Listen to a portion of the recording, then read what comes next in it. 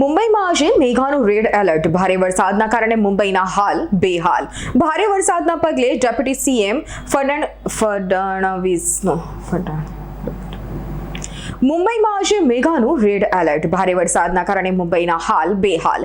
ભારે વરસાદના પગલે ડેપ્યુટી સીએમ ફડણવીસનું નિવેદન. ભારે વરસાદના પગલે મુંબઈમાં સ્થિતિ વિકટ છે. લોકોને કામ વગર ઘરની બહાર ન નીકળવા અપીલ કરાઈ. રાજ્ય કેન્દ્રની એજન્સીઓ રાહત કાર્યમાં જોડાઈ.